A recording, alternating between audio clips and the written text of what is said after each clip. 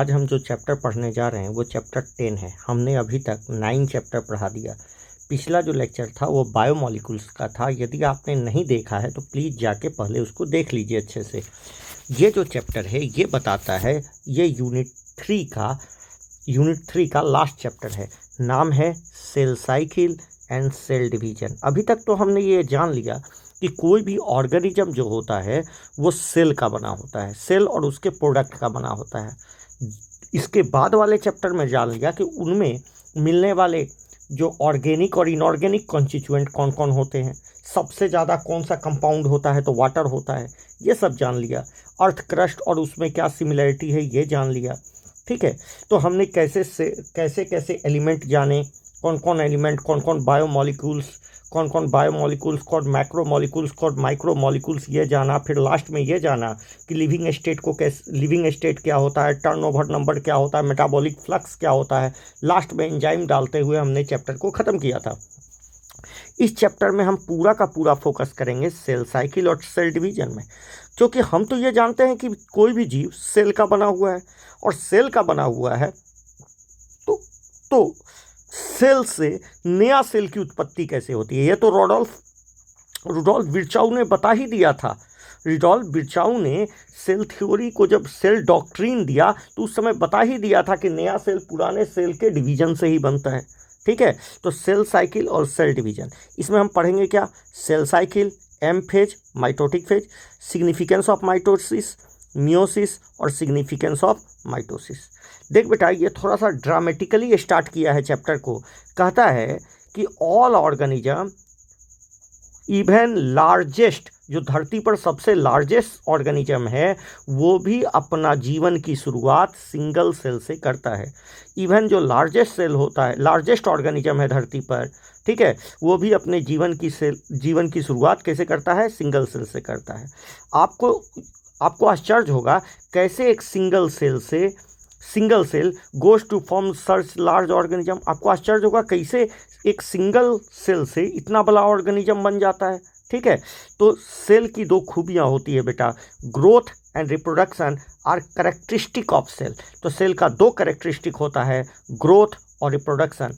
ये all living organism में चलता है। ठीक है, ग्रोथ और रिप्रोडक्शन। सेल ग्रोथ करता है, ग्रोथ करने से क्या हो जाता है? जैसे मान लो एक सेल है, एक सेल ग्रो कर गया बेटा, तो इसका न्यूक्लियस भी ग्रो करता है और साइटोप्लाज्म भी ग्रो करता है। क्या ग्रो करता है? न्यूक्लियस भी ग्रो करता है और साइटोप्लाज्म भी ग्रो करता है। मगर होता क्या है बेटे कि न्यूक्लियस का ग्रोथ कम होता है और साइटोप्लाज्म का ग्रोथ बहुत ज़्यादा हो जाता है।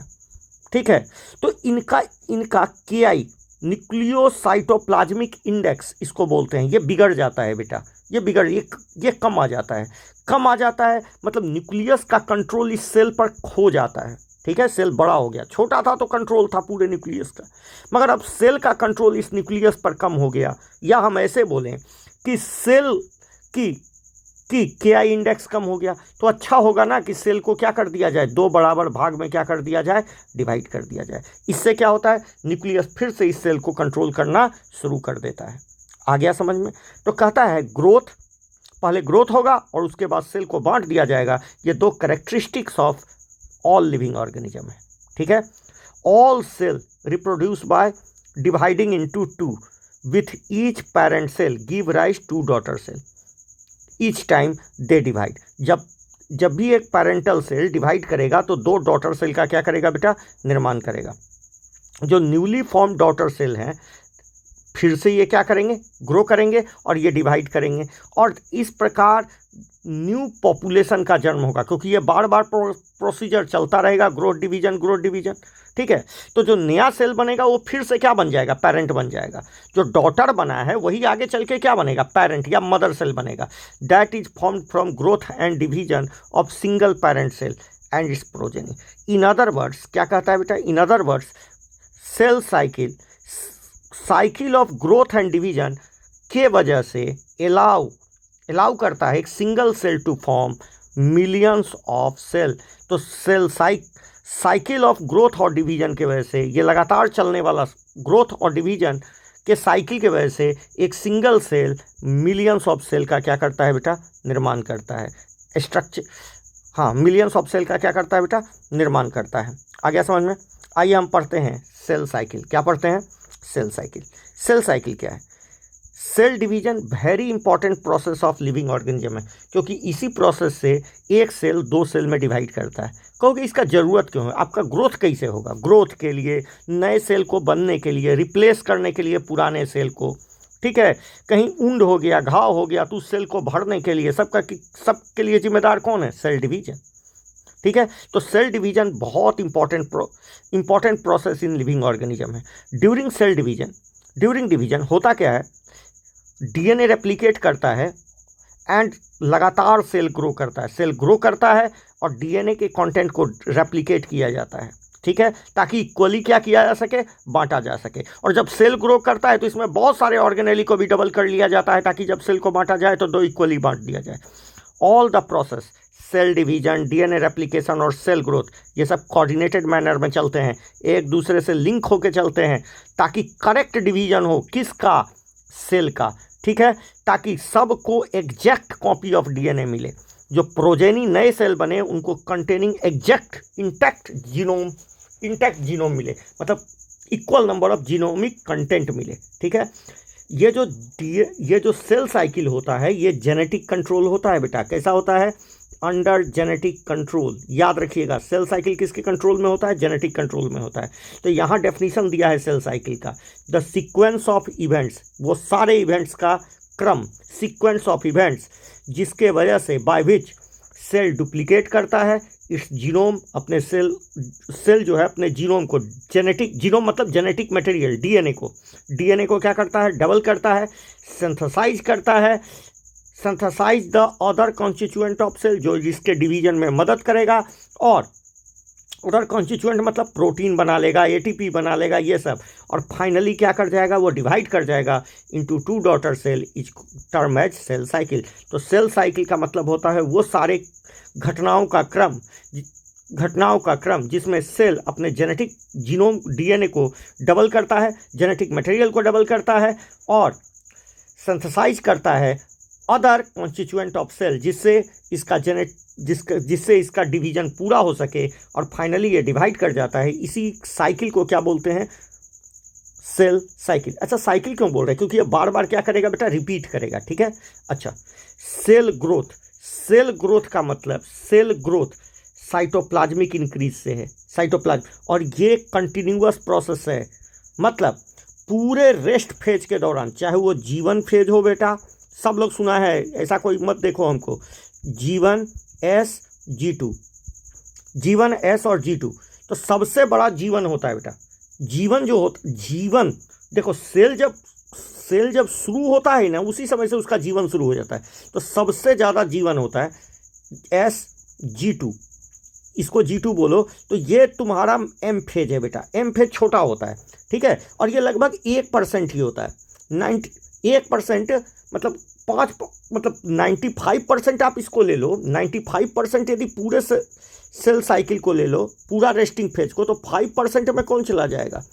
M फेज चला जाएगा। ये 95%। इसको G1 फेज बोलते हैं, इसको S फेज बोलते हैं, इसको G2 फेज बोलते हैं। तो सेल ग्रोथ हर प्रोसेस में चलता है। यहाँ से पूरे रेस्टिंग फेज के दौरान क्या करता रहता है? सेल ग्रो करता रहता है। तो cell growth is a continuous process. Cell growth का मतलब साइटोप्लाज्मिक। मगर डीएनए सिंथेसिस ड्यूरिंग एक फेज में होगा, only during a specific stage of the cycle. कौन से फेज में होता है? सबको पता है, डीएनए डुप्लीकेशन बोलो, डीएनए कंटेंट का डबल हो जाना बोलो, 2C से 4C हो जाना बोलो, क्रोमोजोम तो वही रहता है, क्रोमोजोम नहीं, हम बोल रहे हैं कि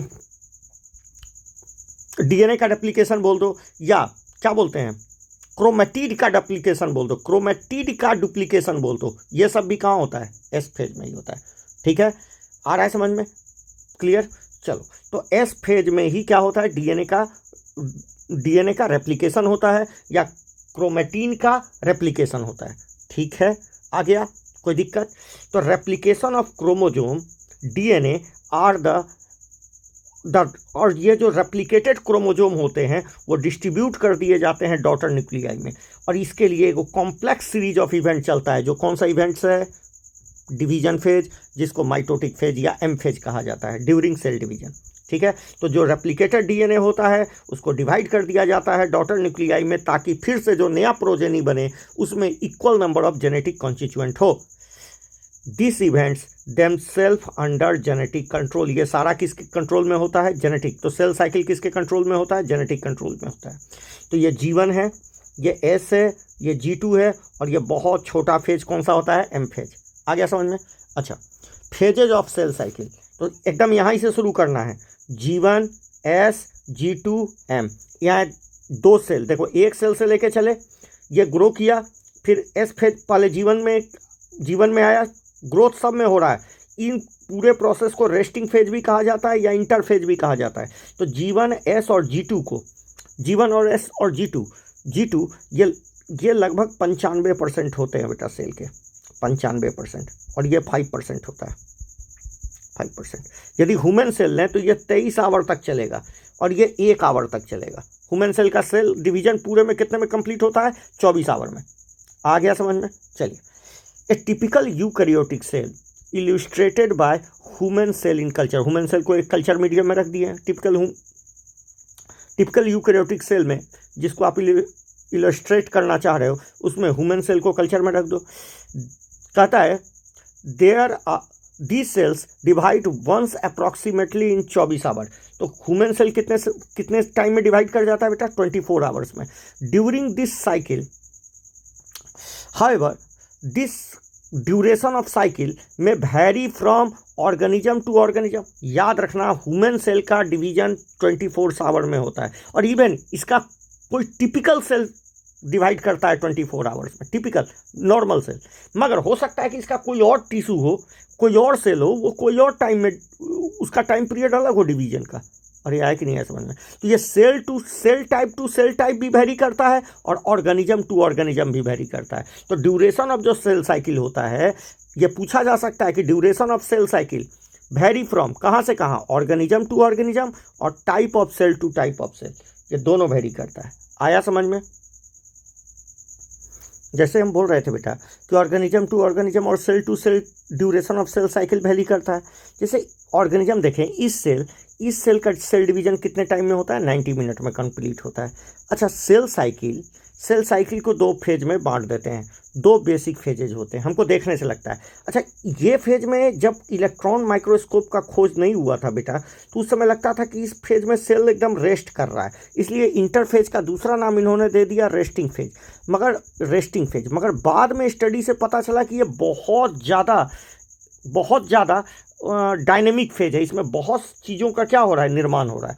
तो बाद में इसका नाम कर दिया गया इंटरफेज। कि इंटरफेज क्या होता है? तो 2 डिवीजन के बीच का जो फेज है, जैसे एक इंटरफेज हुआ, फिर डिवीजन हुआ, फिर इंटरफेज होगा। तो 2 डिवीजन के फेज का जो फेज होता है उसको क्या कहते हैं? इंटरफेज। ठीक है, इंटरफेज। तो हमने बताया कि इसको रेस्टिंग फेज कहते हैं। उसके बाद आता है बेटा दूसरा phase, M phase actual division phase है। तो एक्चुअल डिवीजन फेज किसको कहते हैं? जहाँ डिवीजन होता है। यहाँ तो तैयारी होती है बेटा, मतलब डिवीजन करने से पहले बहुत सारा चीज़ का सिंथेसिस करना पड़ता है। ठीक है, किस फेज में? इंटरफेज में। मगर इसमें माइक्रोस्कोप से देखने पर कुछ दिखता नहीं है, इसलिए इसको रेस्टिंग फेज भी पहले कहा जाता था, अब इसको डायरेक्ट इंटरफेज कहा जाता है। ठीक है, तो M phase represent phase when actual division या माइटोसिस ऑकर। ठीक है, अच्छा, and the interphase represent phase between 2 successive M phase. तो 2 डिवीजन के बीच का जो फेज होता है उसको क्या बोलते हैं? इंटरफेज। आ गया समझ में? The significance to note that 24 hour duration यदि हम सेल साइकिल का, एक टिपिकल सेल साइकिल का मान लें, तो 95% इंटरफेज में जाता है और मात्र last for only an hour, 1 hour. यदि टोटल 24 आवर का है तो 23 आवर तक तो क्या हुआ बेटा? इंटरफेज ही चला। 23 आवर तक तो इंटरफेज ही चला, मतलब 95% सेल साइकिल का ये चला। तो 1% या 1 आवर या 5% किस में गया बेटा? 5% गया डिवीजन फेज में। किस में गया? डिवीजन फेज में। तो 24 आवर यदि हम ड्यूरेशन ऑफ सेल साइकिल मान लें ह्यूमन सेल का, तो cell division last only for an hour, 1 घंटे में हो जाता है, जबकि इंटरफेज 23 आवर तक चलता है। ठीक है, एम फेज में 2 फेज होते हैं बेटा। पहला कैरियोकाइनेसिस, जिसमें एक्चुअल क्रोमोजोम का डिवीजन होता है, और उसके बाद 2 सेल का डिवीजन हो जाता है। तो karyokinesis is followed by cytokinesis. ठीक है, तो M phase start with nuclear division, इसमें न्यूक्लियर डिवीजन होता है corresponding to separation of daughter chromosome. ठीक है, तो न्यूक्लियर डिवीजन होता है मतलब डॉटर क्रोमोजोम का बंटवारा होता है। ठीक है, डॉटर क्रोमोजोम का न्यूक्लियर डिवीजन होता है मतलब daughter separation of daughter chromosome होता है। एंड बाद में क्या हो जाता है बेटा, खत्म किस पर होता है, साइटोप्लाज्म के डिवीजन पर, जिसको क्या बोलते हैं, karyokinesis. Interphase through called, interphase को पहले रेस्टिंग फेज भी कहा जाता था, is the time during which cell is preparing for division by undergoing cell growth, DNA replication in ordered manner. तो जो भी चीज़ होते हैं बेटा ये हाईली ऑर्डर्ड होते हैं। सेल डिवीजन कब करना है, सेल में क्या क्या सिंथेसाइज करना है, ये सब जेनेटिक कंट्रोल होता है। इंटरफेज डिवाइडेड इनटू, इंटरफेज को 3 फेज में बांटते हैं बेटा। जीवन गैप 1 भी बोलते हैं इसको। एस फेज सिंथेटिक फेज भी कहते हैं, क्योंकि यहाँ डीएनए का रेप्लिकेशन और डीएनए का रेप्लिकेशन होता है, मतलब 2C से 4C हो जाता है। सी मतलब डीएनए को नापने का यूनिट है। ठीक है, आ गया समझ में। G2 गैप 2 बोलते हैं, यहाँ पर भी कुछ चीज़ का सिंथेसिस होता है। ठीक है, और यदि कोई सेल जीवन पार कर गया और एक बार जीवन पार करके में आ गया, तब उसको हमेशा के लिए डिवीजन करना ही पड़ेगा। सेल को यदि निकलना है, तो सेल को यदि परमानेंट होना होता है तो कहाँ से निकलता है बेटे, वो जीवन से ही निकलता है। कहता है जीवन phase correspond to the interval between mitosis और इनिशिएशन ऑफ डीएनए रेप्लिकेशन, मतलब डीएनए रेप्लिकेशन से पहले और माइटोसिस के बाद का फेज है। माइटोसिस के बाद का, देखो माइटोसिस के बाद का और सिंथेटिक फेज से पहले का पीरियड है। ठीक है, ड्यूरिंग जीवन सेल इज मेटाबॉलिक एक्टिव होता है। ठीक है, एक्टिव हो जाता है और ये लगातार, अच्छा ग्रोथ सब में होता है, जीवन में भी, GS में भी, G2 में भी। तो सेल ग्रो करता है, continue to grow, but DNA का रेप्लिकेशन नहीं होता। एस फेज, जिसको सिंथेटिक फेज आप कहते हो, ये वो पीरियड है तो जीवन में ग्रोथ होता है। आ गया समझ में। अच्छा, एस फेज में मार्क द पीरियड जब डीएनए का सिंथेसिस या रेप्लिकेशन होता है, मतलब 1 कॉपी से 2 कॉपी बन जाता है।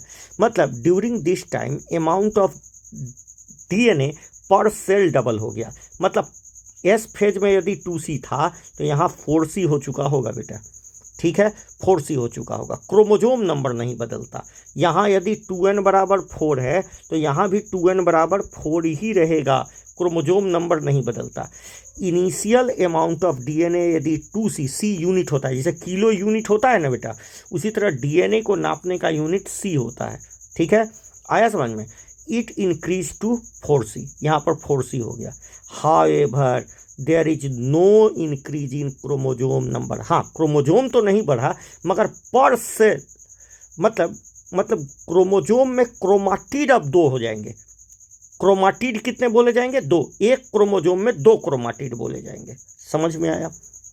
If the cell has diploid number of chromosome, if the cell has diploid या 2n number of chromosome eight G1, तो एस फेज के बाद भी इसमें क्रोमोजोम नंबर वही 2n रहेगा।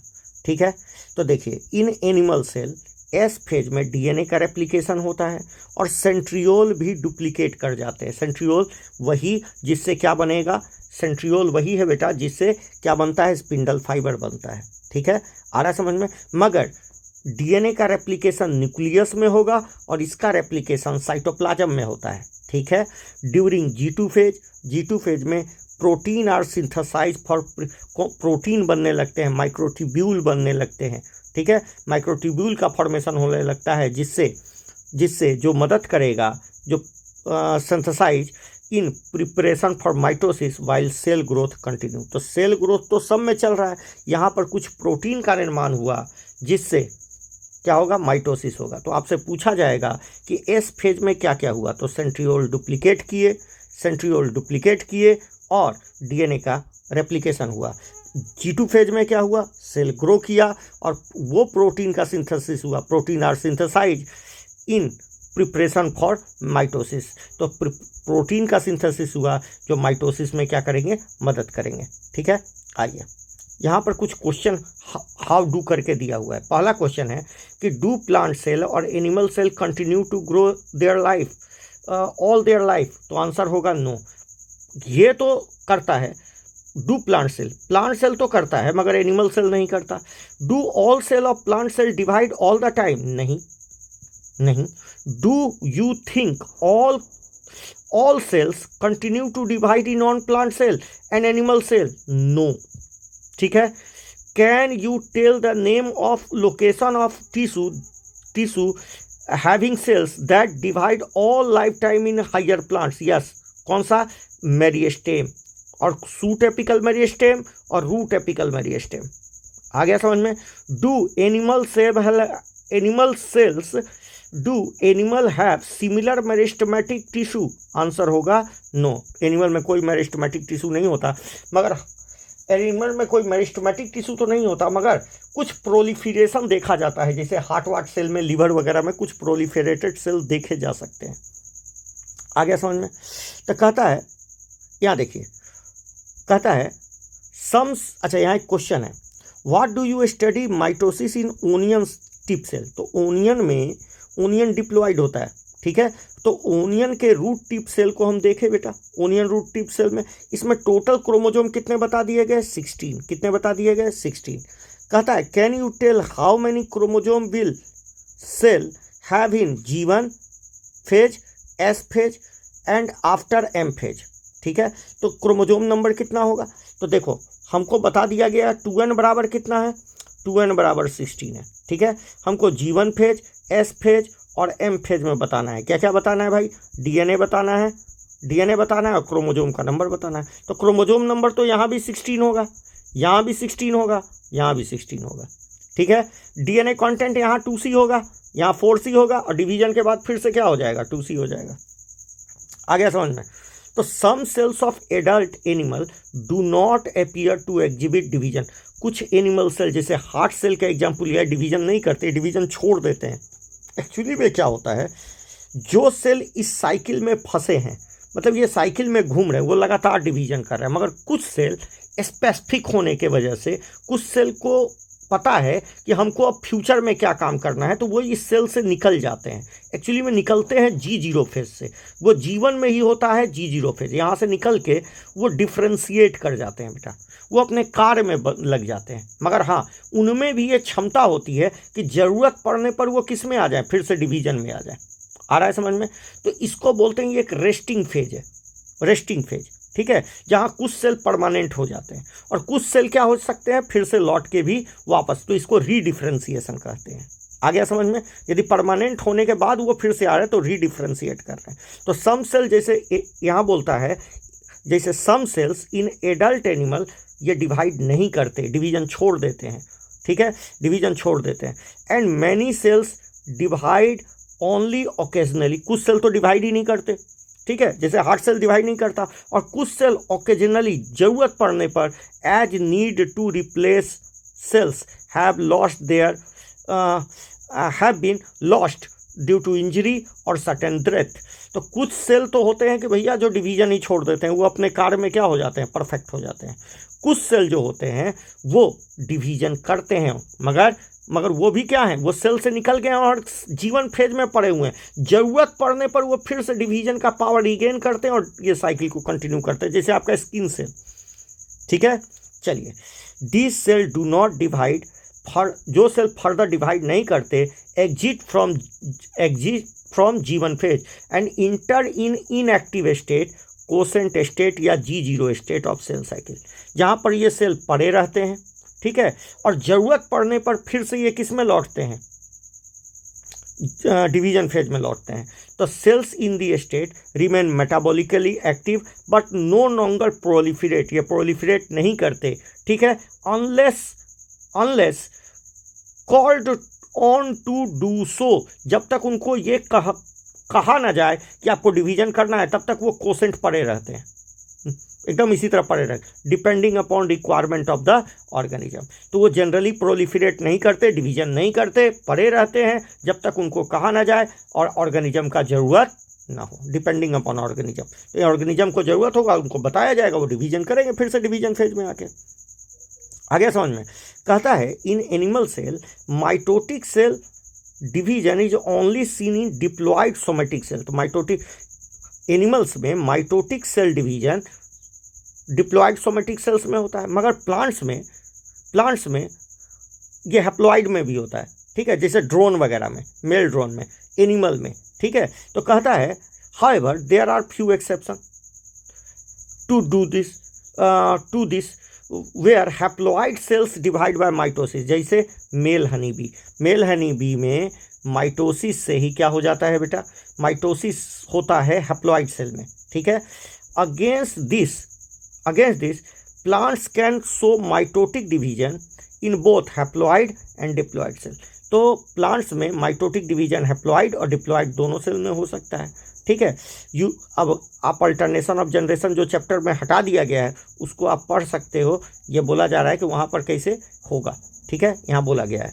तो alternation of generation in chapter 3 identify plant species and the stage at which mitosis seen in haploid cell. कहाँ पर माइटोसिस होता है हैप्लॉयड सेल में, आप अल्टरनेशन ऑफ जनरेशन में पढ़ लीजिए, ठीक है। चलिए अगला बोला जाता है एम फेज। एम का मतलब माइटोटिक फेज, इसी को माइटोटिक फेज भी कहते हैं, और इक्वेशनल डिवीजन भी कहते हैं। क्यों भाई? क्योंकि बनने वाला जो प्रोजेनी होगा उसमें इक्वल नंबर ऑफ क्रोमोजोम्स होंगे, इसीलिए इनको क्या कहा जाता है, इनको कहा जाता है इक्वेशनल डिवीजन। ये most dramatic period of the cell cycle है। डायरेक्ट क्वेश्चन, सबसे ड्रामेबाज सेल साइकिल का पीरियड कौन माना जाता है? इसमें बहुत सारा इवेंट्स होता है, ठीक है, होता तो छोटा है मगर बहुत ड्रामा करता है। Involving major reorganisation of virtuality of all components of the cell, virtually all components of the cell. इसमें क्या, सॉरी बेटा वर्चुअलिटी बोला गया, वर्चुअली ऑल कंपोनेंट्स ऑफ, इसमें रीऑर्गेनाइजेशन होता है। क्या होता है?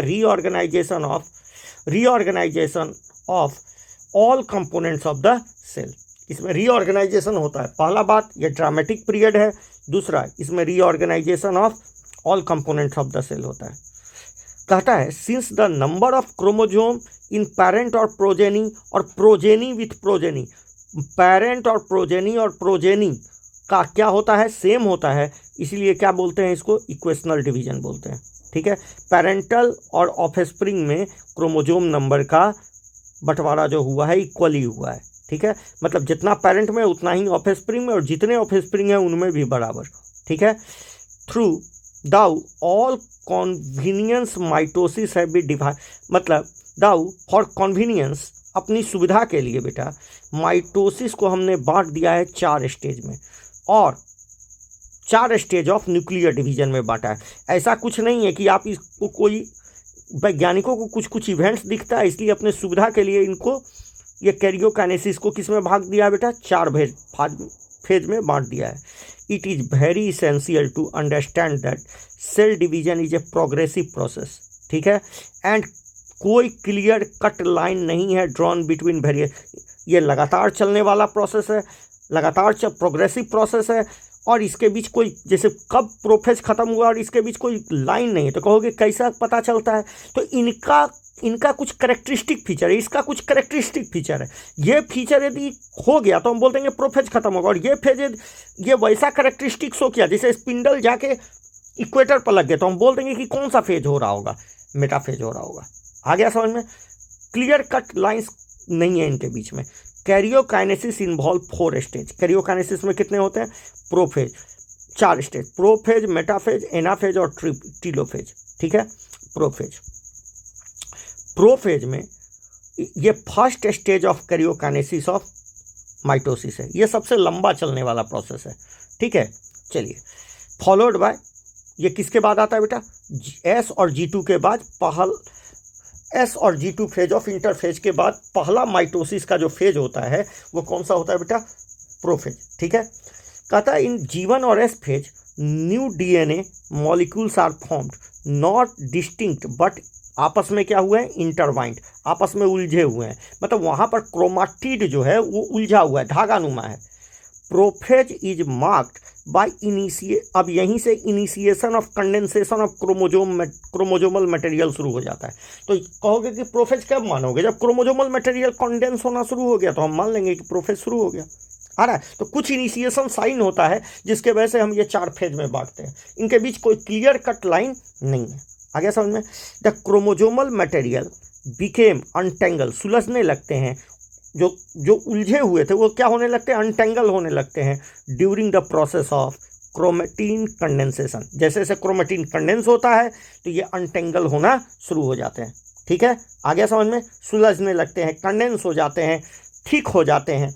ठीक है, सेंट्रोमेयर, जहाँ से दोनों क्रोमोजोम के सिस्टर क्रोमाटिड चिपके हुए थे, which has undergo duplication during S phase of interphase. तो सेंट्रोसोम जो एस फेज में डबल हो चुका था वो पोल की ओर भागना शुरू कर देगा। Now begin to move towards the pole की ओर। अच्छा, एक बात और, ये साइटोप्लाज्म में हो रहा है और ये कहाँ हो रहा है, न्यूक्लियस के अंदर। ठीक है, the completion of prophase can दस मार्क बाय, यही करेक्टरिस्टिक इवेंट्स है जिससे हम पहचान लेते हैं कि कब प्रोफेज शुरू हुआ, कब प्रोफेज खत्म हुआ और मेटाफेज शुरू हो गया, करेक्टरिस्टिक इवेंट्स है। तो क्रोमोजोमल मटेरियल कंडेंस हुआ और कॉम्पैक्ट माइटोटिक क्रोमोजोम बन गया। क्या बन गया, क्रोमोजोम। तो क्रोमोजोमल मटेरियल क्रोमोजोमल मटेरियल में क्रोमाटिड जो थे वो कंडेंस हुए और क्या बन गए बेटा, क्रोमोजोम बन गए, प्रॉपर क्रोमोजोम बन गए। Chromosomes are seen in composed of 2 chromatid, इसमें 2 क्रोमाटिड होंगे जो सेंट्रोमेयर से अटैच होंगे इस तरीका से। अब कहोगे ये 2 क्यों आया, अरे डीएनए डबल हुआ था ना, डीएनए डबल हुआ था, ये भी 4C है और ये सेंट्रोमेयर से जुड़े हुए हैं। इसके आगे क्या लगा होगा, काइनेटोकोर। ठीक है, सेंट्रोसोम जो डुप्लीकेट हुआ था इंटरफेज के एस फेज में, वो पोल की तरफ जाना शुरू कर देगा। ईच सेंट्रोमेयर, अब सेंट्रोमेयर से माइक्रोट्यूब्यूल निकलता है। क्या निकलता है, माइक्रोट्यूब्यूल, जिसको क्या बोलते हैं, एस्टर। क्या बोलते हैं, तो एस्टर ये जो सेंट्रोमेयर होता है इससे क्या निकलता है बेटा, एस्टर। ये एस्टर है, तो एस्टर छोटा छोटा निकलता है माइक्रोट्यूब्यूल। अब बड़ा बड़ा निकलता तो इसको स्पिंडल फाइबर बोल देते। एक टीचर पढ़ा रहे थे, उनको पता नहीं है कि एस्टर और माइक्रोट्यूब स्पिंडल में क्या फर्क है। छोटा छोटा स्ट्रक्चर दिखाया जाए तो वो एस्टर है, बड़ा बड़ा दिखा दिया जाए धागानुमा तो उसको क्या बोलेंगे, माइक्रोट्यूब्यूल। तो there are 2 aster together with the two aster together, दोनों aster together with spindle fibre को मिटा के माइटोटिक एपरेटस बोला जाता है। तो 2 एस्टर, दोनों एस्टर, ये एस्टर एगो उधर एस्टर और ये स्पिंडल फाइबर, इनको मिला के क्या बोला गया बेटा, इधर भी तो एगो एस्टर होगा ना, इधर भी सेंट्रियोल होगा, एस्टर होगा। ये दोनों को मिला के और स्पिंडल फाइबर को मिला के माइटोटिक एपरेटस का नाम दिया जाता है। क्या नाम दिया जाता है, माइटोटिक एपरेटस। आ गया। तो cells at the end of prophase when view under microscope, इनमें हमको Golgi complex, endoplasmic reticulum, nucleolus और न्यूक्लियर मेम्ब्रेन ये सब दिखाई नहीं देते, ये सब गायब हो जाते हैं। अच्छा, एक बात और समझ लो, बहुत सारे जो भी ऑर्गेनेली होते हैं उनका डुप्लीकेशन यही होता है ताकि बाद में बांट दें, ऑर्गेनेली का डुप्लीकेशन। बहुत सारे एटीपी का निर्माण यहाँ हो जाता है क्योंकि हमको, और यहाँ पर हिस्टोन प्रोटीन का निर्माण हो जाता है ताकि हम इसमें क्या कर सकें, इस्तेमाल कर सकें, डीएनए का रेप्लिकेशन करवा सकें। तो ये सब का निर्माण यहाँ होता है। बहुत सारे ऑर्गेनेली का डुप्लीकेशन यहाँ होता है। आ रहा है समझ में, कहाँ पर, जीवन फेज में। ठीक है, यहाँ डीएनए का रेप्लिकेशन होता है, यहाँ पर वो प्रोटीन का निर्माण होता है जो किस में मदद करेगा, जो स्पिंडल फाइबर बनने में। तो माइक्रोट्यूब्यूल, ट्यूबलिन प्रोटीन का निर्माण यहाँ होता है, ट्यूबलिन प्रोटीन का निर्माण यहाँ होता है। ठीक है, आ गया समझ में। चलिए, तो कह रहा है कि ज़्यादातर जो अपरेटस बने थे वो डिसअपीयर कर जाते हैं ताकि वॉल्यूम बढ़ जाए और हमको अच्छे से न्यूक्लियर डिवीजन कर पाएँ। ठीक है, न्यूक्लियोलस, न्यूक्लियर मेम्ब्रेन ये सब गायब हो जाते हैं। लेट प्रोफेज में तो न्यूक्लियर मेम्ब्रेन गायब ही हो चुका होता है। आ रहा है समझ में, टूट जाता है, गायब होने के करीब में रहता है। तो देखिए, अर्ली प्रोफेज में देखिएगा तो न्यूक्लियर मेम्ब्रेन, मतलब ये क्रोमाटिड जो है, क्रोमाटिड जो है वो न्यूक्लियर मेम्ब्रेन के कॉर्नर से क्या है, न्यूक्लियर मेम्ब्रेन से चिपका हुआ है उसका कॉर्नर। अरे आ रहा समझ में? जैसे जैसे क्या हुआ, अर्ली प्रोफेज से लेट प्रोफेज आए, कंडेंस होना शुरू हो गया, कंडेंस होना शुरू कर गया और न्यूक्लियर मेम्ब्रेन टूटना क्या हो गया, शुरू हो गया। आ गया समझ में? आ गया समझ में यहाँ तक? अब देखते हैं बेटा मेटाफेज। कौन सा फेज? मेटाफेज। मेटाफेज में क्या होता है कि लेट प्रोफेज में ये टूटने लगता है और मेटाफेज, अर्ली मेटाफेज आते आते ये मतलब शुरू में मेटाफेज आते आते ये पूरा का पूरा न्यूक्लियर मेम्ब्रेन गायब हो जाता है। Complete disintegration of nuclear envelope mark ये बताता है start of second phase of mitosis called mitosis. ठीक है, जैसी कंप्लीट डिसइंटीग्रेशन हो जाता है न्यूक्लियर मेम्ब्रेन का, हम समझ जाते हैं कि प्रोफेज खत्म हो गया और नया फेज शुरू हो गया। ठीक है, माइटोसिस का नया फेज।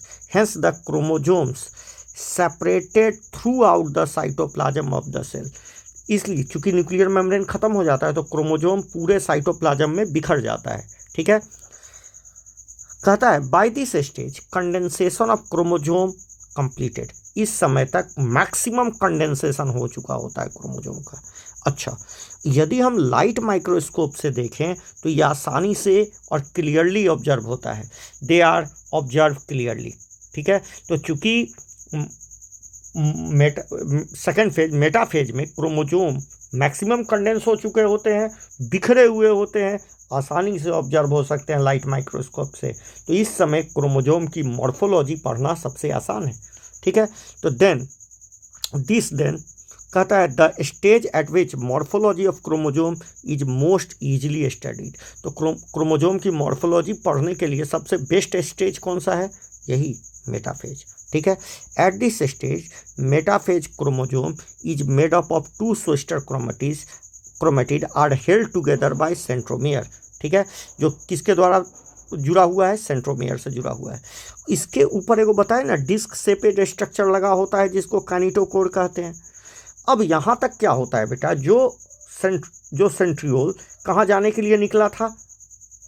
पोल पर, वो पोल पर पहुंच जाता है और वहाँ से निकलता है बेटा स्पिंडल फाइबर। एस्टर रे तो निकलता है ये छोटा छोटा, और निकलता है क्या? निकलता है स्पिंडल फाइबर, जो किससे लग जाता है? यही काइनेटोकोर से। किससे लग जाता है बेटा? काइनेटोकोर से। काइनेटोकोर ऑफ स्पिंडल फाइबर से लग जाता है और इसको सबको मेटाफेजिक प्लेट पर ले आता है, इक्वेटर पर ले आता है। आ रहा है समझ में? या मेटाफेजिक प्लेट पर ले आता है। इस प्रोसेस को भी कहते हैं कांग्रेशन। ये सब टर्म दिया नहीं है इसलिए हम ज़्यादा जिक्र करना नहीं चाहते। ठीक है, तो कहता है the stage serve as the site of attachment these structure, मतलब these structure serve as the site of attachment of spindle fibre. मतलब इसी स्ट्रक्चर पर क्या आके जुड़ता है बेटा? स्पिंडल फाइबर आके जुड़ जाता है टू द क्रोमोजोम। ठीक है, and move into position of the centre of the cell. और ये इसको, चूंकि ये माइक्रोट्यूब्यूल का बना हुआ है, किसका बना हुआ है? स्पिंडल फाइबर माइक्रोट्यूब्यूल का बना हुआ है, तो ये इसको खींच तान के कहाँ ले आता है बेटा? यहाँ पर ले आता है, इक्वेटोरियल प्लेट पर। ठीक है, इस प्रोसेस को कांग्रेशन कहते हैं। ठीक है, क्योंकि ये बिखरे हुए थे ना, तो इन सभी को कहाँ लाना पड़ता है? मेटाफेजिक प्लेट पर, ताकि इसके बाद इनको खींच के अलग किया जा सके। Hence metaphase is characterise by, metaphase को कैसे करेक्टराइज करोगे? सारे क्रोमोजोम इक्वेटोरियल प्लेट पर आ चुके हैं।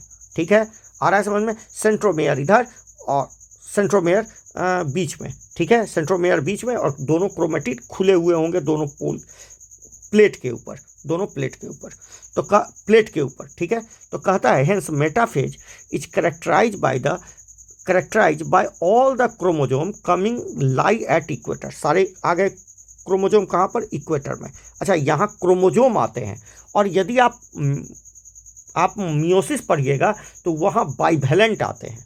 क्या आते हैं? बाइवेलेंट। यहाँ क्रोमोजोम आते हैं।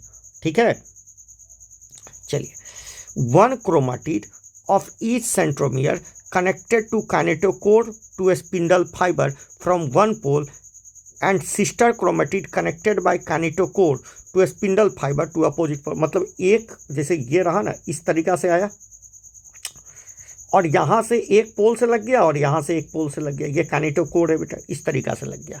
आ गया समझ में? तो यही बात बोल रहा है, क्या बोल रहा है बेटा कि hence metaphase is characterise by all chromosome lie at equator, one chromatid of chromosome connected by one chromatid of chromosome connected by किसके द्वारा, connected by spindle fibre to किसके, spindle fibre, connected by kinetochore to spindle fibre, kinetochore से क्या लगा हुआ है, spindle fibre, from one pole, जो कहाँ से शुरू हुआ है, पोल से, और sister chromatid connected by kinetochore to spindle fibre to opposite pole, opposite pole से कनेक्ट हो गया। दिस अलाइनमेंट मतलब ये जो जमाव है, द प्लेन ऑफ अलाइनमेंट, ये जो प्लेन है मतलब इक्वेटोरियल पर आके जमा, तो ये एक प्लेन बन गया ना, इस प्लेन को ही बोलते हैं मेटाफेजिक प्लेट। ठीक है, तो the plane of alignment of chromosome at metaphase is referred as, क्या बोलते हैं इसको, metaphasic plate. The key feature are, key feature क्या है, स्पिंडल जुड़ जाता है काइनेटोकोर से। ठीक है, दूसरा क्या होता है, क्रोमोजोम मूव करता है, chromosome are move to spindle equator and get align along metaphasic plate. तो सारे क्रोमोजोम जो होते हैं वो मेटाफेजिक प्लेट पर आके क्या हो जाते हैं बेटा, लग जाते हैं। थ्रू किससे लगे हो, मेटाफेजिक प्लेट पर लग जाते हैं और वो जुड़े होते हैं किससे, spindle fibre to both pole. तो both pole of spindle fibre से दोनों क्या होते हैं, जुड़े होते हैं। एनाफेज, एना मतलब हो गया बेटा अब अलग होगा। ठीक है, अब अलग होगा। अब जैसे इसको खींचा जाता है ये स्पिंडल फाइबर के द्वारा, ये बीच से क्या हो जाते हैं, सिस्टर क्रोमाटिड टूट जाते हैं और ये क्रोमोजोम कहलाने लगेंगे। अब एक क्रोमोजोम में एक ही क्रोमाटिड होगा। ठीक है, और वो सिंगल क्रोमोजोम ही क्या कहलाएगा, वह सिंगल क्रोमाटिड ही अब क्या कहलाने लगेगा, क्रोमोजोम। तो जब ये खिंचता है ना बेटा, तो कुछ इस तरीका का खिंचता है, ध्यान देना। ये काइनेटोकोर है, इस तरीका से, ये इस तरीका से खींचता है। कहोगे दोनों में फ़र्क क्या है, फ़र्क है बेटा, इसका जो आर्म होता है ना, ये जो आर्म है, क्रोमोजोम का जो आर्म है वो किधर की ओर रहता है, इक्वेटर की ओर, और जो सेंट्रोमियर होता है मतलब जो काइनेटोकोर होता है वो पोल की तरफ होता है। आ गया समझ में? तो कहता है once on the onset of anaphase, जैसी एनाफेज शुरू होता है, chromosomal arrangement at metaphasic plate is split, जो क्रोमोजोम अरेंज हुए थे मेटाफेजिक प्लेट पे वो टूट जाते हैं, और simultaneously two daughter chromatid now refer as daughter chromosome. अब इसको क्रोमोजोम बोलने लगेंगे। द फ्यूचर डॉटर न्यूक्लियाई, अब फ्यूचर डॉटर न्यूक्लियाई का क्या हो गए, क्रोमोजोम हो गए। ठीक है, begin to migrate towards opposite pole, या अपोजिट पोल पर जाना शुरू कर देंगे इस तरीका से। अच्छा, each chromosome move away from equatorial plate, ऐसे मूव करते हैं इक्वेटोरियल प्लेट से कि centromere of chromosome remain directed towards the plate. Kinetochore बोलो या सेंट्रोमियर बोलो, सेंट्रोमियर किधर की ओर डायरेक्टेड है, पोल की तरफ, और आर्म कहाँ डायरेक्टेड है, इक्वेटर की तरफ। हेंस द लीडिंग एज, ये जो है लीडिंग एज कौन सा है, सेंट्रोमियर, वो किधर की ओर डायरेक्टेड है, पोल की तरफ, और आर्म जो लैगिंग है arm of chromosome telling behind, ये पीछे की ओर डायरेक्टेड है। तो आर्म टेलिंग बिहाइंड है और सेंट्रोमियर क्या है बेटा, लीडिंग बिहाइंड है, लीडिंग एज है। तो सेंट्रोमियर लीडिंग एज है, याद रखना, सेंट्रोमियर लीडिंग एज है, और आर्म क्या है, आर्म ऑफ क्रोमोजोम क्या है, टेलिंग बिहाइंड है, पीछे छूट रहा है। ठीक है, the anaphase stage is characterise by दो, सेंट्रोमियर स्प्लिट कर गया, टूट गया, क्रोमाटिड सेपरेट हो गया, और क्रोमाटिड ही क्रोमोजोम बन जाएंगे। क्रोमाटिड कहाँ की ओर मूव करने लगे, क्रोमाटिड से बढ़िया बोलते क्रोमोजोम किधर की ओर मूव करने लगे, पोल की तरफ। अब टीलोफेज में वो सारे इवेंट्स अपोजिट हो जाते हैं, मतलब जो न्यूक्लियर इन्वेलप गायब हुआ था, चूंकि सेंट्रोमियर, अब क्रोमोजोम कहाँ पहुँच चुके हैं, क्रोमोजोम पर मतलब पोल पर पहुंच चुके हैं। अब ये दोनों क्या होंगे बेटा, अब क्रोमोजोम कंडेंस था वो फिर से क्या हो जाएगा, लूज हो जाएगा, रिलैक्स हो जाएगा क्रोमोजोम, और दोनों तरफ क्या बन जाएगा बेटा, न्यूक्लियर मेम्ब्रेन बन जाएगा, न्यूक्लियर मेम्ब्रेन का फॉर्मेशन हो जाएगा। ठीक है, आ गया समझ में? तो at the beginning of final stage of karyokinesis, मतलब at the beginning of final stage of karyokinesis, तो फाइनल स्टेज ऑफ कैरियोकाइनेसिस किसको कहते हो बेटा, टीलोफेज को कहते हो। Telophase, the chromosome that reach to their respective pole, ये डीकंडेंस कर जाएगा। जो कंडेंस था मतलब पतला था, अब फिर से धागा नुमा हो जाएगा। लूज देयर इंडिविजुअलिटी, मतलब अपनी इंडिविजुअलिटी को खो देगा और फिर से क्या हो जाएगा बेटा, उलझ जाएगा। आ गया समझ में? The individual chromosome can not be seen and set a chromatin material tend to collect at two poles. अब आपको दिखेगा कि दोनों तरफ क्या कलेक्ट हो गए, क्रोमेटिन के मटेरियल। मतलब क्रोमोजोम जब कंडेंस हो जाता है तो उसी को क्या बोलते हैं, मतलब वो क्या हो जाता है, लूज हो जाता है, मतलब डीकंडेंस हो जाता है, तो उसी को क्या कहने लगते हैं बेटा, उसी को हम कहने लगते हैं क्रोमेटिन। दिस स्टेज में फॉलोइंग इवेंट्स होंगे, तो उसका जस्ट रिवर्स है, प्रोफेज का जस्ट रिवर्स है। क्या होगा, सेंट्रोमेयर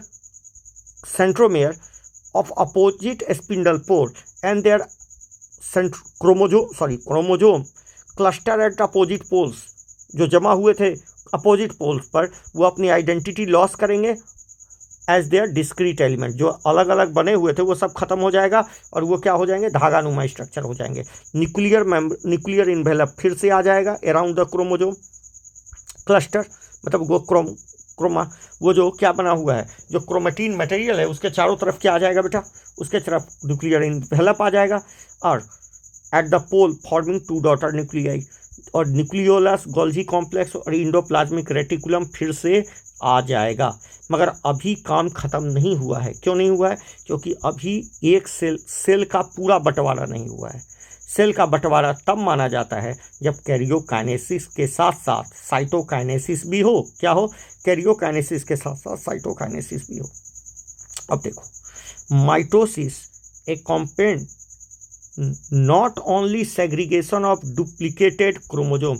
माइटोसिस में सिर्फ यही नहीं होता कि भाई डुप्लीकेटेड डॉटर क्रोमोजोम को आधा आधा कर दिए into daughter nuclei, but the cell itself divide into two daughter cells by the separation of cytoplasm is called cytokinesis.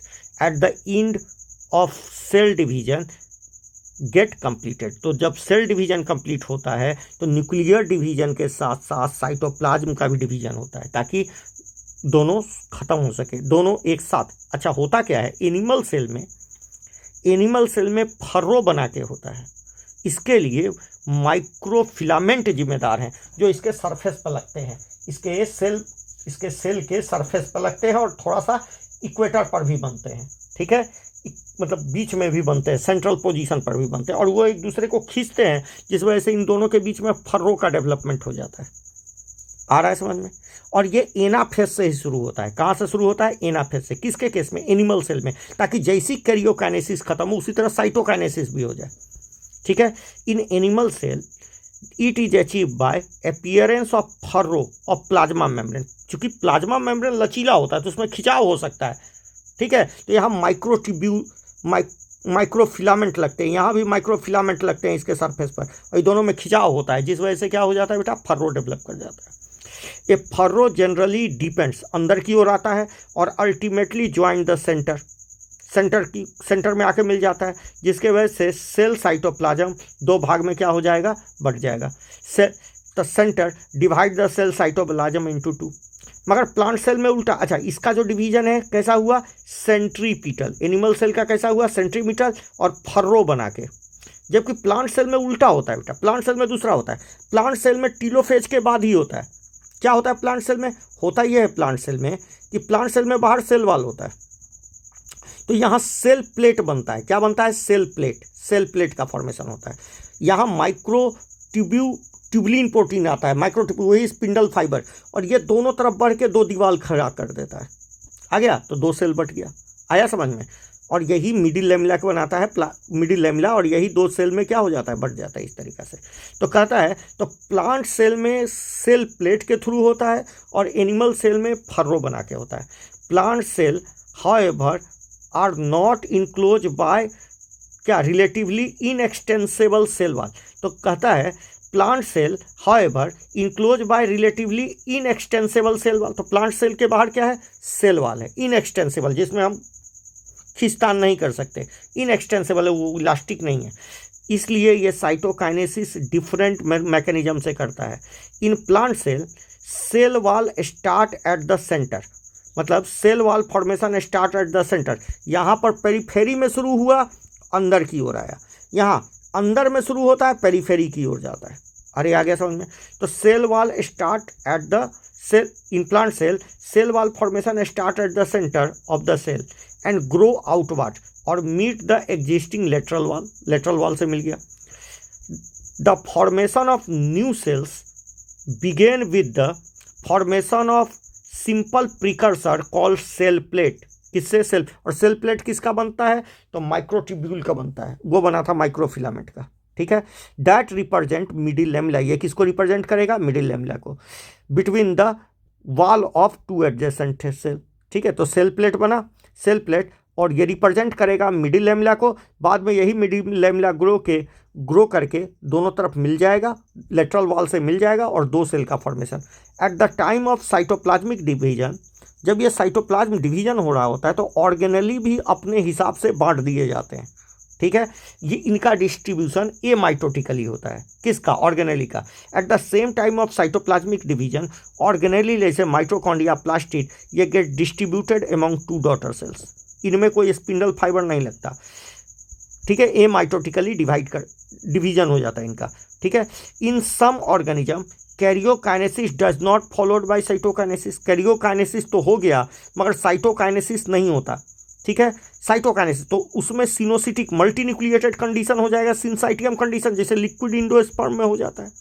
तो कहता है in some organism karyokinesis not followed by cytokinesis. Karyokinesis तो हुआ, साइटोकाइनेसिस नहीं हुआ, जिसके वजह से मल्टीन्यूक्लिएटेड कंडीशन डेवलप हो जाएगा। क्यों?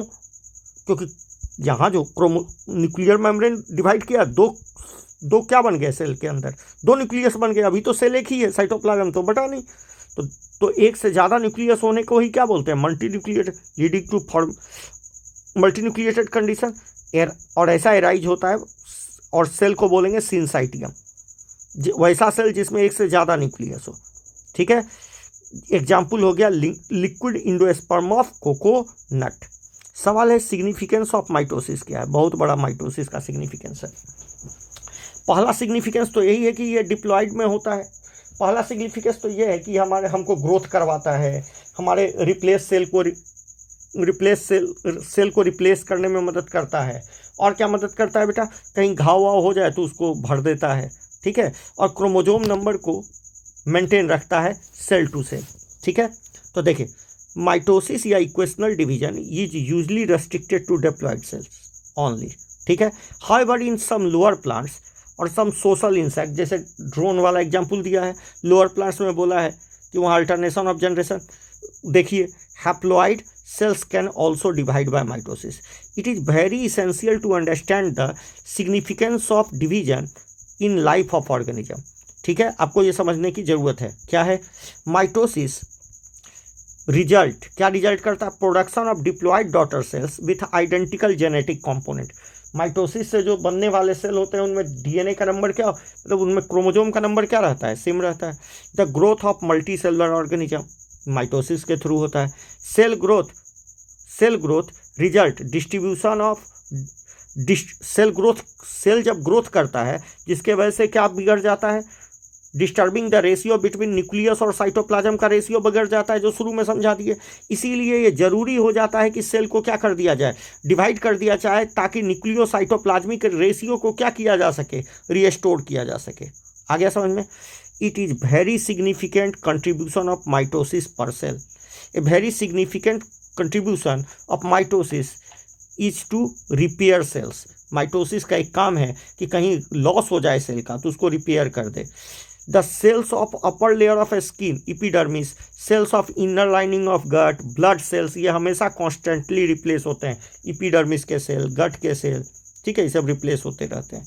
माइटोटिक डिवीजन मेरिस्टेमेटिक टिश्यू में होता है, जैसे एपिकल और लेटरल कैम्बियम का फॉर्मेशन होता है।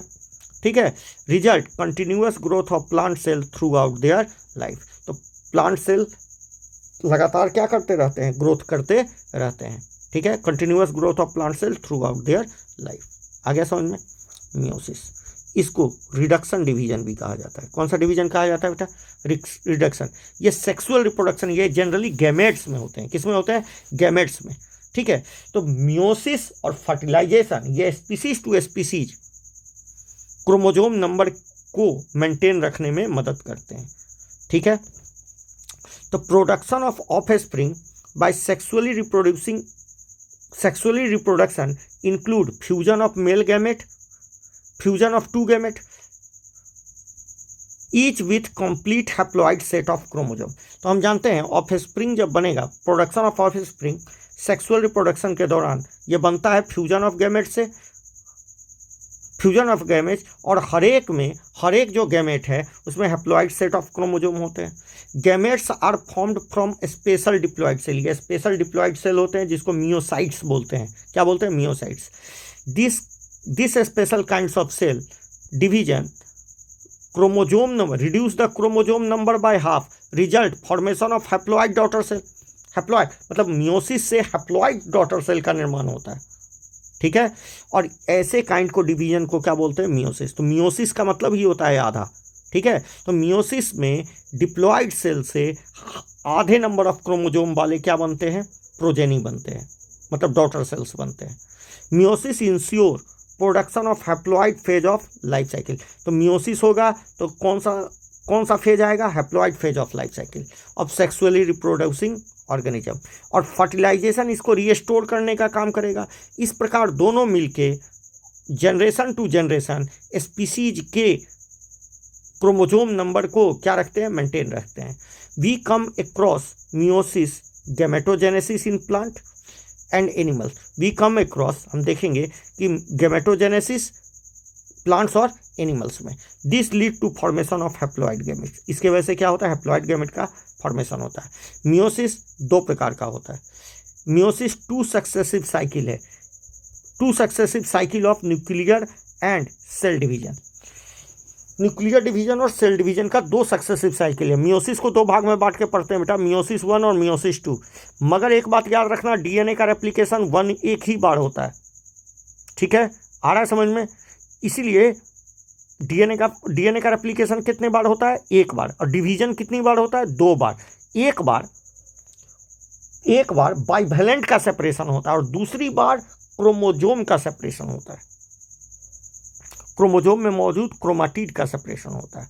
ठीक है। तो during meiosis 1 is initiated by parental chromosome have replicated to produce identical sister chromatid of S phase. तो मियोसिस 1 के पहले ही सिर्फ और सिर्फ क्या होता है? एस फेज चलता है और डीएनए का रेप्लिकेशन होता है। मियोसिस 2 में कोई डीएनए का रेप्लिकेशन नहीं होता, प्रोसेस वही होता है। ठीक है।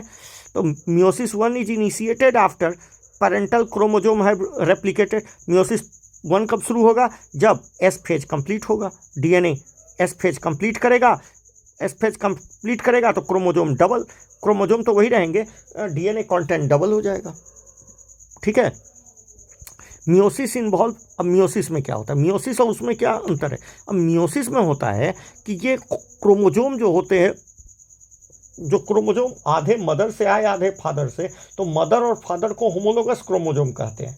ठीक है। जैसे 1 नंबर मदर का और 1 नंबर फादर का, ये दोनों होमोलोगस क्रोमोजोम है। तो ये दोनों आपस में पहले क्या करेंगे? पेयरिंग करेंगे। क्या करेंगे? पेयरिंग।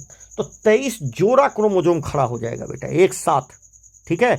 मतलब मम्मा का पहला, पापा का पहला, मम्मा का दूसरा, पापा का दूसरा, मम्मा का तीसरा, पापा का तीसरा, इस तरीक़ा से लेके 23 क्रोमोजोम आपको सज जाएंगे। ठीक है। इसको कहते हैं बाइवेलेंट। अच्छा, सब में कितने क्रोमाटिड है? बहुत अच्छे, सब में 2-2 क्रोमाटिड है। सब में कितने क्रोमाटिड है? ये बताना ही भूल गए। सब में कितने क्रोमाटिड है? 2-2 क्रोमाटिड है। अरे आ गया समझ में? इस तरीक़ा से ये दोनों को बोलेंगे। अब देखो, अलग अलग नेम में अलग अलग नाम जानेंगे। ठीक है। अब रुको। तो कहता है meiosis involve pairing of homologous chromosome and recombination between non sister chromatid of homologous chromosome. यहाँ पर रिकॉम्बिनेशन होता है। क्या होता है? रिकॉम्बिनेशन होता है। ठीक है। तो पहला काम हुआ कि मियोसिस में 2 इवेंट्स होंगे, 2 साइकिल चलेंगे, साइकिल ऑफ न्यूक्लियर डिवीजन और सेल डिवीजन। ठीक है। 2 बार न्यूक्लियर डिवीजन और क्या होगा बेटा? 2 बार सेल डिवीजन होगा। ठीक है। 2 बार न्यूक्लियर डिवीजन और 2 बार सेल डिवीजन, ठीक है, मियोसिस 1 और मियोसिस 8, मगर डीएनए का रेप्लिकेशन एक बार, तो 2 बार न्यूक्लियर डिवीजन और 2 बार सेल डिवीजन। अच्छा, 4 हैप्लॉइड सेल बनते हैं eight the end of meiosis 1। Meiosis events can be grouped into following phase. जैसे मियोसिस 1 को भी 4 फेज में बांटते हैं, बस 1 लगा देते हैं, इसको भी 4 फेज में बांटते हैं, प्रोफेज 1, मेटाफेज 1, एनाफेज 1 और टीलोफेज, प्रोफेज 2, मेटाफेज 2, एनाफेज 2 और टीलोफेज 2। सबसे ज़्यादा आपको प्रोफेज में मेटाफेज, ध्यान से सुनो, मियोसिस 1 पर ही ध्यान देना है, क्योंकि मियोसिस 2 तो ये माइटोसिस के जैसा है। कैसा है? माइटोसिस। इसको इक्वेशनल डिवीजन के जैसा भी सोच सकते हो, मगर सबसे ड्रामेबाज कौन है? मियोसिस 1। और मियोसिस 1 में भी कौन सा? प्रोफेज 1, ठीक है, सबसे ड्रामा होता है इसमें, बड़ा नौटंकी है, ये सबसे लंबा है। तो जैसे meiosis 1, prophase 1, prophase of first mitotic division, prophase of first mitotic division is typically longer and more complex compared to other phase of mitosis to prophase of mitosis। तो ये प्रोफेज ऑफ माइटोसिस से ज़्यादा complex है। कौन? Longer है और ज़्यादा complex events है। कौन? प्रोफेज, ठीक है, उसका भी प्रोफेज लंबा है, इसका भी प्रोफेज लंबा है, मगर इसका प्रोफेज उससे ज़्यादा लंबा है। इसीलिए इट हैज़ बीन फर्दर सब डिवाइडेड इनटू, इस फेज को हम इसको सब डिवाइड कर दिए हैं 5 फेज में, ठीक है। कौन कौन? On basis of chromosomal behaviour. तो ये पूछा जा सकता है कि प्रोफेज 1 को आप 5 फेज में किस आधार पर बांटे हो? On basis of, based on chromosomal behaviour के आधार पर। क्या क्या नाम है? Leptotene, zygotene, pachytene, diplotene, diakinesis. फिर से बोलो, कौन कौन? Leptotene, zygotene, pachytene, diplotene, diakinesis. Leptotene, zygotene, pachytene, diplotene, diakinesis. आ रहा है समझ में? ड्यूरिंग लैपोटीन स्टेज, कौन सा स्टेज? लैपोटीन स्टेज में chromosome became gradually visible under light microscope. तो जब प्रोफेज 1 चल रहा होता है, प्रोफेज 1 का लैपोटीन स्टेज में क्रोमोजोम आसानी से लाइट माइक्रोस्कोप से दिखना शुरू हो जाता है, ठीक है, ग्रेजुअली धीरे धीरे विजिबल होने लगता है लाइट माइक्रोस्कोप से। The compaction of chromosome continue, मतलब थ्रू आउट लैपोटीन। तो लैपोटीन जब चल रहा होता है तो डीएनए क्या करने लगता है, क्रोमोजोम क्या करने लगता है? कॉम्पैक्ट होना शुरू हो जाता है, कॉम्पैक्शन ऑफ क्रोमोजोम कंटिन्यू रहता है। This is followed by second stage. तो पहला लैपोटीन में क्या होगा? क्रोमोजोम ग्रेजुअली विजिबल हो जाएगा लाइट माइक्रोस्कोप से और कॉम्पैक्शन कंटिन्यू रहेगा, मतलब वो कंडेंस होना शुरू रहेगा। दूसरा स्टेज कौन सा स्टेज है? Second stage of prophase is zygotene. Zygotene में बाइवैलेंट का फॉर्मेशन हो जाएगा, ठीक है, बाइवैलेंट क्रोमोजोम, होमोलोगस क्रोमोजोम एक दूसरे के पास आ जाएंगे। तो during this stage chromosome start pairing together and the process of association is called synapsis.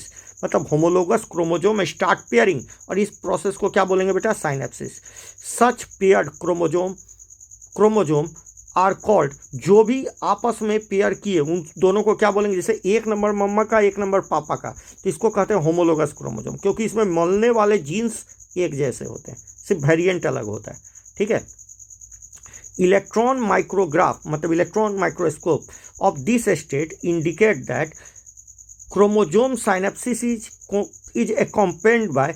अब ये साइनेप्सिस हुआ तो हुआ कैसे? तो इसको जब हम इलेक्ट्रॉन माइक्रोग्राफ से देखते हैं तो हमको पता चलता है कि जो साइनेप्सिस हुआ है ये कॉम्प्लेक्स स्ट्रक्चर के वजह से हुआ है, जिसको हम साइनेप्टोनेमल कॉम्प्लेक्स कहते हैं।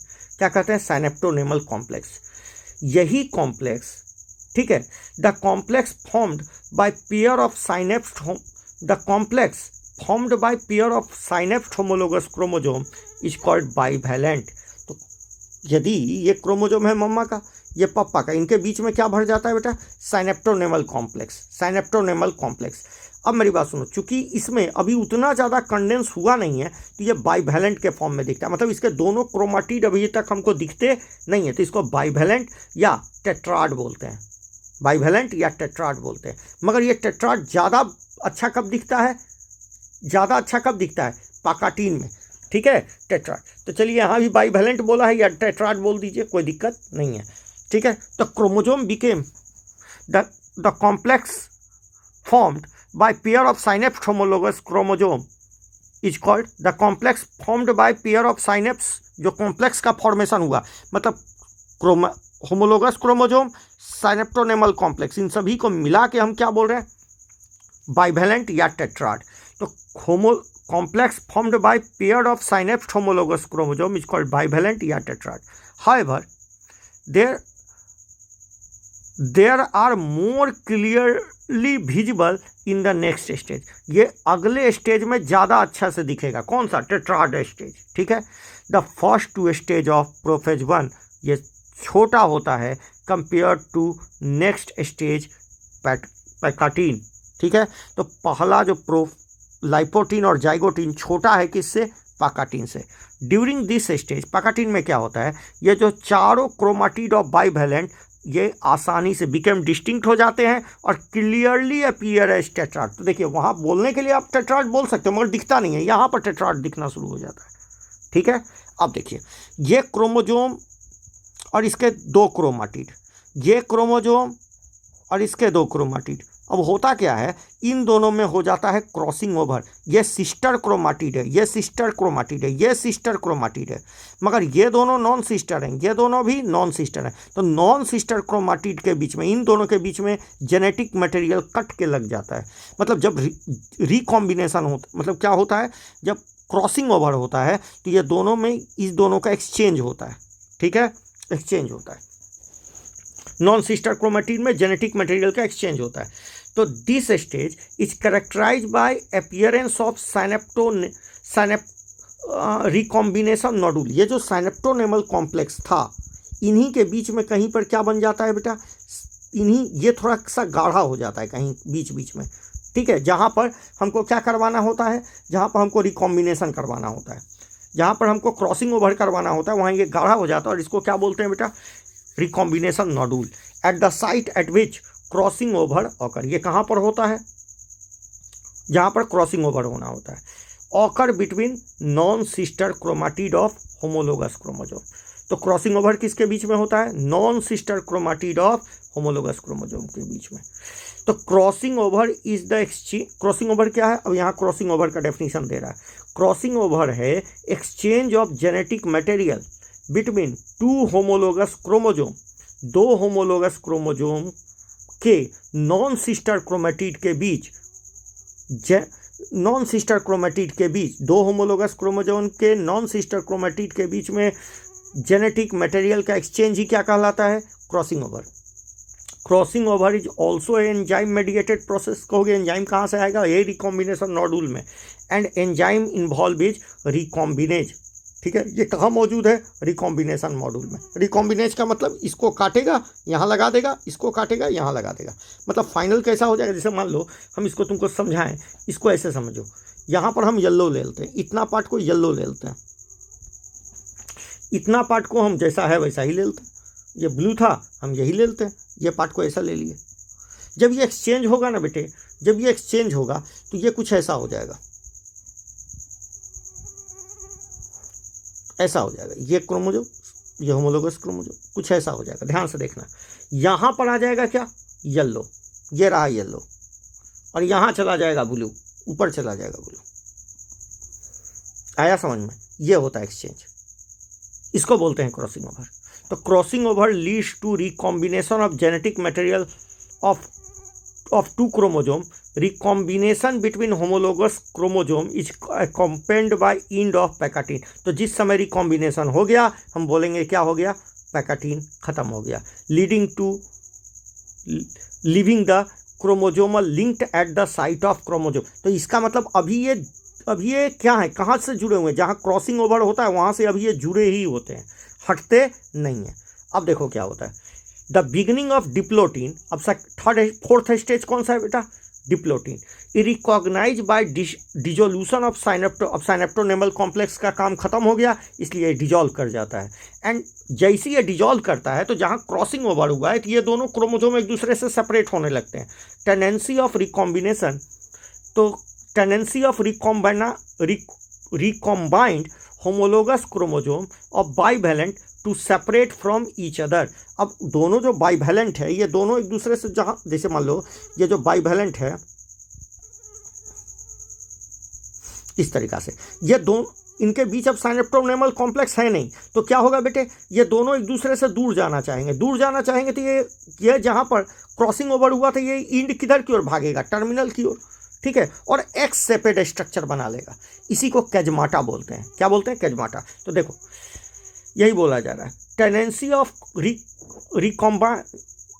रिकॉम्बाइंड होमोलोगस क्रोमोजोम और bivalent to separate from each other except कहाँ से, at the site of crossing over. Crossing over के साइड से ये कभी अलग नहीं होंगे। इस वजह से एक्स सेपेड स्ट्रक्चर का फॉर्मेशन हो जाएगा, जिसको कैजमाटा बोलते हैं। क्या बोलते हैं? Chiasmata. In oocyte of some vertebrate, ठीक है, ऊसाइट ऑफ सम वर्टिब्रेट। जैसे ह्यूमन के केस में भी जो फीमेल का जो एग होता है वो यही इसी फेज में आके फंस जाता है, डिप्लोटीन फेज में ही मंथ से लेके ईयर तक फंसा रहता है, last for month two years, इसी में आके फंस जाता है। आ गया समझ में? चल, फाइनल स्टेज लास्ट में डायकाइनेसिस। कौन सा? Final stage of prophase 1 is diakinesis. तो 5 फेज में बांटते हैं। याद रखना का ट्रिक है LZP, डिप डाई। तो लेपोटीन, जाइगोटीन, पैकाटीन, डिप्लोटीन और डायकाइनेसिस, ठीक है। आ गया समझ में? क्लियर? चलिए, this is marked by terminalisation of chiasmata. अब क्या होता है, ये कैजमाटा जो यहाँ बना है वो इंड की ओर भागने लगता है, मगर पूरा हटता नहीं है, वो इंड पर जुड़ा ही रहता है। तो during this phase chromosomes are fully condense. अब तक क्रोमोजोम फुल्ली कंडेंस हो चुका है। तो फुल्ली कंडेंस कब तक हुआ? Diakinesis. And mitotic spindle assemble to prepare homologous chromosome for separation. और माइटोटिक स्पिंडल असेंबल करना शुरू कर दिए, ठीक है, जुड़ने लगे किसकी ओर? किससे? इससे असेंबल करना शुरू कर दिए हैं, ठीक है। Mitotic spindle is assemble to prepare homologous chromosome for separation. Homologous chromosome को सेपरेट करने के लिए माइटोटिक स्पिंडल क्या कर गए हैं? असेंबल करना शुरू कर दिए हैं। By the end of diakinesis nucleolus disappear कर जाता है। न्यूक्लियर टर्मिनलाइजेशन ऑफ कैजमाटा कहाँ होता है? ये पूछेगा डायकाइनेसिस में। तो by the end of diakinesis nucleolus disappear कर जाता है। न्यूक्लियर इन्वेलप ब्रेक कर जाता है, मतलब न्यूक्लियर इन्वेलप ब्रेक कर जाता है और पूरा का पूरा क्रोमोजोम कहाँ बिखर जाएगा? साइटोप्लाज्म में। Diakinesis is transition to metaphase. अब मेटाफेज आसान है। अब मेटाफेज में वही क्या लगेगा बेटा? स्पिंडल फाइबर बाइवैलेंट पर लगेगा और बाइवैलेंट ही इक्वेटोरियल प्लेट पर अलाइंड होगा। वहाँ क्रोमोजोम थे तो bivalent chromosome align at the equatorial plate. Microtubule opposite pole of spindle से काइनेटोकोर ऑफ होमोलोगस क्रोमोजोम से अटैच होंगे। क्रोमोजोम से नहीं, होमोलोगस क्रोमोजोम से, ठीक है। एक ऊपर होमोलोगस, एक नीचे, अब बाइवैलेंट अरेंज है, ठीक है। अब क्या होगा? एनाफेज में ये बाइवैलेंट सेपरेट कर जाएंगे। क्या कर जाएंगे? बाइवैलेंट सेपरेट कर जाएंगे। The homologous chromosome separate while sister chromatid अभी भी एसोसिएटेड है, इसीलिए तो हमको क्या करना पड़ता है? मियोसिस 2 करवाना पड़ता है। आ गया समझ में? कोई दिक्कत? अब देखिए telophase, nuclear membrane and nucleolus. Telophase उल्टा होता है, जो न्यूक्लियर मेम्ब्रेन और न्यूक्लियोलस गायब हुआ था वो रीअपीयर हो जाएगा। साइटोकाइनेसिस फॉलोड, उसका साइटोकाइनेसिस होगा और एंड दिस स्टेज की is called dyad of the cell. इसको क्या बोलते हैं? Dyad of the cell. Cytokinesis last में हो जाएगा, 2 सेल बढ़ जाएंगे, 2 सेल का निर्माण हो जाएगा और हम बोलेंगे इस सेल को बोलते हैं dyad of the cell. Although in many case अब देखिए, चूंकि यहाँ डायाड बन चुके हैं, 2 सेल बन चुके हैं, मगर क्रोमोजोम जो है अभी तक क्रोमोजोम के क्रोमाटिड अलग नहीं हुए हैं, ठीक है। क्रोमाटिड अलग नहीं हुए हैं, क्रोमाटिड अलग नहीं होता है। तो although in many cases chromosome do not undergo some dispersion, they do not reach the extreme extended state of interphasic nucleus. तो होता क्या है कि चूंकि इस क्रोमोजोम को पता है कि हमको तुरंत क्या शुरू करना है? मियोसिस 2 शुरू करना है, तो वो पूरा का पूरा डीकंडेंस नहीं करता। Although in many cases chromosome do not undergo some dispersion, do undergo some dispersion, sorry बेटा, all the in many cases chromosome do undergo some dispersion. अब क्रोमोजोम कुछ डिकंडेंस कर जाता है, देयर डू नॉट रीच, मगर ये कभी भी एक्सट्रीम नहीं जाता है, मतलब बहुत ज़्यादा डिकंडेंस है, बीच बीच का स्टेज होता है, क्योंकि इसको पता है कि अगला तुरंत करना है। और इस स्टेज को बोलते हैं the stage between two mitotic division is called interkinesis. क्यों बोलते हैं कि क्रोमोजोम यहाँ फुल्ली डिकंडेंस नहीं किया है, ठीक है, डिकंडेंस नहीं किया है। दूसरी बात, इंटरकाइनेसिस इसलिए कहते हैं बेटा क्योंकि इसमें कोई एस फेज नहीं होता, ठीक है, और ये जनरली सॉफ्ट लिफ होता है। No replication of DNA during interkinesis. Interkinesis के बाद प्रोफेज 2 होगा, जो बहुत सिंपल है, किसके प्रोफेज 1 से। और मियोसिस 2 जो होता है ये प्योर एनाफेज की तरह होता है, सॉरी एनाफेज बोल रहे हैं, प्योर मेटाफेज की तरह होता है, ठीक है। मियोसिस 2 जो होता है मेटाफेज की तरह होता है। प्रोफेज 2 भाई इसमें क्या होगा, वही बात होगा, न्यूक्लियर इन्वेलप टूटेंगे, न्यूक्लियर इन्वेलप टूटेंगे, क्रोमोजोम जो थोड़ा सा डीकंडेंस हुआ है फिर से कंडेंस कर जाएगा। Meiosis 2 is initiated immediately after cytokinesis, cytokinesis के बाद तुरंत हो जाएगा। Usually before chromosome fully elongated, तो फुल्ली डीकंडेंस हो जाता उससे पहले ही शुरू हो जाता है, ठीक है। In contrast to meiosis 1, meiosis 2 बहुत नॉर्मल माइटोसिस के जैसा है, resemble normal mitosis. Nuclear envelope disappear करेगा at the end of prophase 2 और क्रोमोजोम अगेन बिकेम कॉम्पैक्ट हो जाएगा। मेटाफेज पर आके लग जाएगा क्रोमोजोम। अब तो क्रोमोजोम लगेगा, बाइवेलेंट तो सेपरेट हो चुके हैं। Eight this stage chromosome aligned at equator और माइक्रोट्यूब्यूल फ्रॉम अपोजिट, माइक्रोट्यूब्यूल मतलब स्पिंडल फाइबर, अपोजिट पोल से स्पिंडल बनाएंगे और अटैच हो जाएंगे काइनेटोकोर से ऑफ सिस्टर क्रोमेटिड। एनाफेज में ये सेपरेट हो जाएंगे।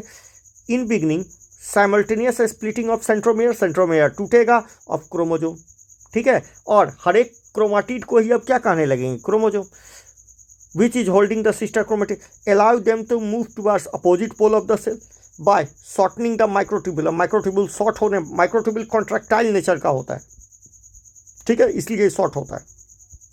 आ गया। अब देखो ये फिर से इक्वेटर पर आके लग गया, दोनों क्रोमाटिड सेपरेट हो गए, 4 क्रोमोजोम का निर्माण हो गया, 4 सेल का निर्माण हो गया। आ गया समझ में। टीलोफेज 2, कौन सा phase, telophase. Meiosis end with telophase 2। Meiosis कब खत्म होता है बेटा, टीलोफेज 2 पे। इसके बाद क्या होगा, यहाँ पर कैरियोकाइनेसिस पूरा हो जाएगा, उसके बाद साइटोकाइनेसिस हो जाएगा, ठीक है। तो मियोसिस इंड विथ टीलोफेज 2, जहाँ पर जो न्यूक्लियर इन्वेलप आ जाएंगे, न्यूक्लियोलस आ जाएंगे, ठीक है, सब चीज़ आ जाएगा। तो in which 2 groups of chromosome once again enclose by nuclear envelope, उसके बाद साइटोकाइनेसिस हो जाएगा, formation of 4 cell, tetrad cell, 4 haploid cell, parent से आधे सेल, ठीक है, आधे सेल, ठीक है, पेरेंट से आधे सेल होते हैं इसमें, ठीक है। सिग्निफिकेंस ऑफ मियोसिस, क्या सिग्निफिकेंस है, क्या महत्व है भैया, इससे जनरेशन आफ्टर जनरेशन क्या रहता है, क्रोमोजोम नंबर मेंटेन रहता है। दूसरा, ये इवोल्यूशन में बहुत रोल निभाता है, सेक्सुअल इवोल्यूशन में रोल निभाता है, क्योंकि इससे वेरिएशन आता है। क्या आता है, देखिए, it increase the genetic viability in population of organism. क्यों भाई, क्रॉसिंग ओवर हुआ है, ठीक है, from one generation to next generation. Variation is very important for evolution. दूसरी बात, मियोसिस वो मैकेनिज्म है जिससे conservation of species number of chromosome, conservation of specific chromosome of each species is achieved, ठीक है, achieved across generation in sexually reproducing organism. तो meiosis वो process है जिससे generation after generation chromosome number species में क्या रहता है, कांस्टेंट बना रहता है। Even though the process paradoxically, थोड़ा सा उठपटांग लगता है कि reduction of chromosome number 2 half, meiosis में आधा होता है। तो याद रखिएगा, मियोसिस में तो आधा हो गया, मगर उसके बाद फर्टिलाइजेशन भी होता है, जिस वजह से रिस्टोर हो जाता है chromosome number. Summary, cell theory के अनुसार cell arises from pre existing cell, ये तो सब जानता है। The process is called cell division. तो सेल प्री एग्जिस्टिंग सेल से बनता है और इस प्रोसेस को हम सेल डिवीजन कहते हैं।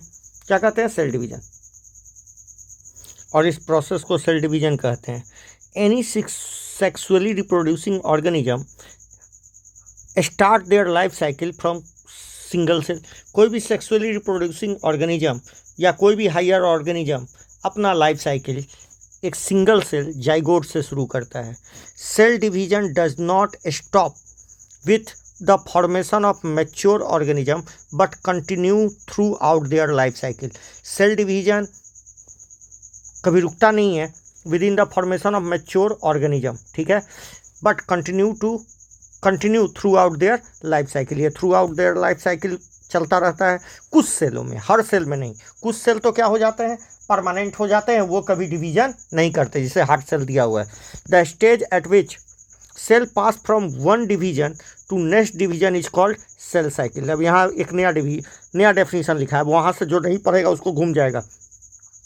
वो स्टेज जिसमें सेल पास करता है वन डिवीजन से नेक्स्ट, एक डिवीजन से दूसरे डिवीजन में पास करता है, उसी को सेल साइकिल कहते हैं। सेल साइकिल में दो फेज होते हैं, इंटरफेज और क्या दिया है बेटा, इंटरफेज वो फेज है जिसमें सेल प्रिपेयर करता है फॉर डिवीजन, और मियोसिस या एम फेज जिसमें एक्चुअल सेल डिवीजन होता है। Interphase further G1 S G2 में डिवाइड करते हैं। G1 फेज वो फेज है जिसमें सेल ग्रो करता है और कैरी आउट नॉर्मल मेटाबॉलिज्म, जो जो ज़रूरत है उसको बना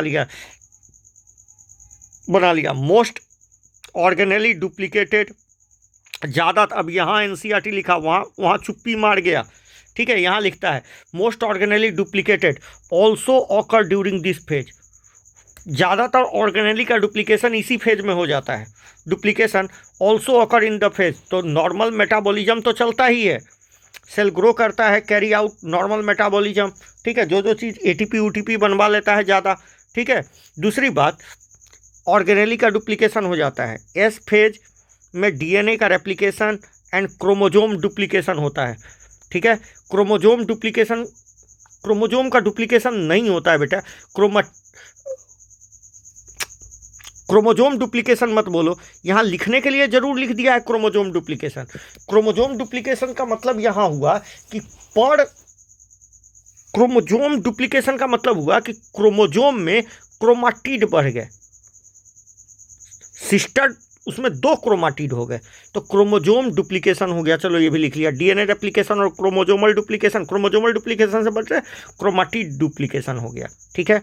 G2 phase is the period of cytoplasmic growth, इसमें साइटोप्लाज्मिक ग्रोथ होता है, बता दिया गया है, ठीक है। साइटोप्लाज्मिक ग्रोथ यहाँ भी चल रहा है। Meiosis is also divided into 4 stage, namely prophase, metaphase, anaphase, telophase. Chromosome condense during this chromosome condensation occur prophase में।